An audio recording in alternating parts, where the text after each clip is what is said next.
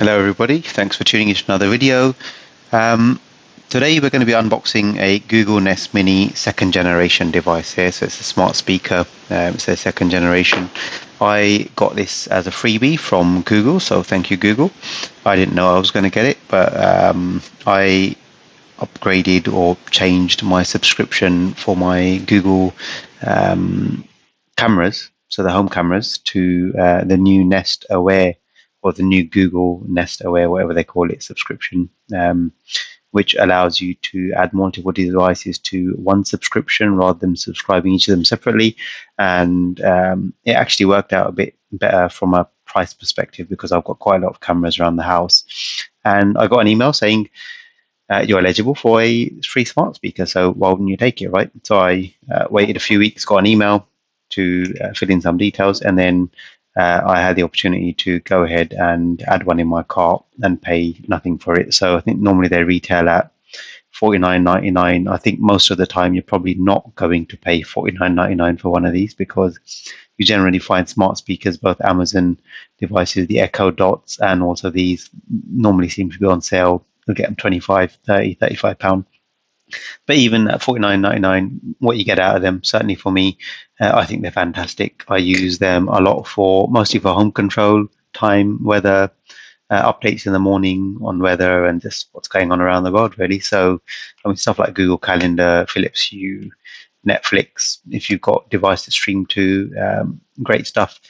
I actually have got a couple of the first gen devices, which I must admit I've never ever opened up. I got them free with some Hue Lights bundles on Black Friday deals. Never ever opened them up.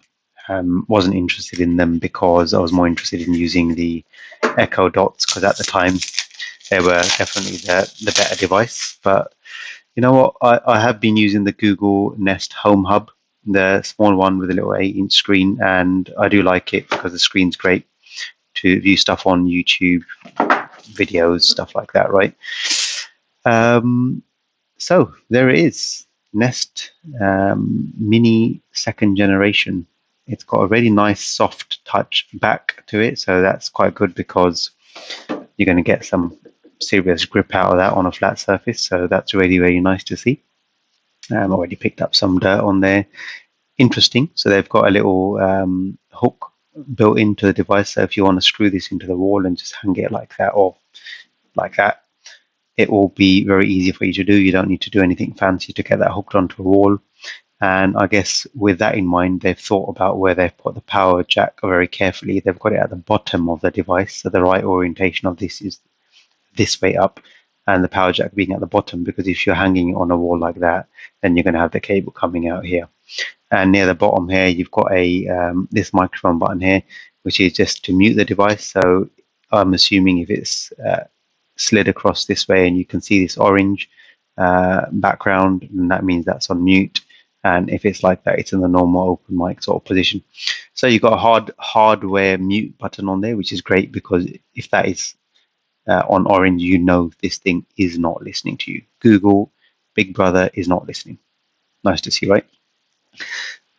Unfortunately, proprietary power jack, exactly the same problem with my Google Nest Home Hub. It's not a real problem, but why? Why not just give us a micro USB cable, or so now USB-C? I shouldn't be saying micro USB anymore, should I? Give us a USB-C cable. Let's keep it standard. Why are they creating these proprietary power jacks? I do not know. But anyway, obviously you're going to get one in the box. Interesting again. See, you've got a plug with complete, like old school. This is going back in time, isn't it? You've got a proprietary plug. Everything is hardwired in. If something goes wrong with this, you've got to buy a new one. You're not going to be able to pull out another phone charger and plug another USB-C cable in. You've got to probably try and find one of these online replacement or go and buy another whole product. Maybe that's the aim of the game. Who knows? So power jack's going to go in there nicely, fit into that hole, and there you go. And again, if this is hanging on your wall, power jack's going to be coming out. Now, I have seen on Amazon and eBay, a lot of people are selling third-party aftermarket sort of holders where this sits in some sort of a bracket, and it's got a cable management system behind it, and then the plug socket sits either on top or below it, And the idea is that you can just plug this whole thing into the wall socket, and it will actually just hang on the wall like that. So like that, imagine this is the wall. It will be hanging on the wall like that. I should move that out of the way before I cut my hand open.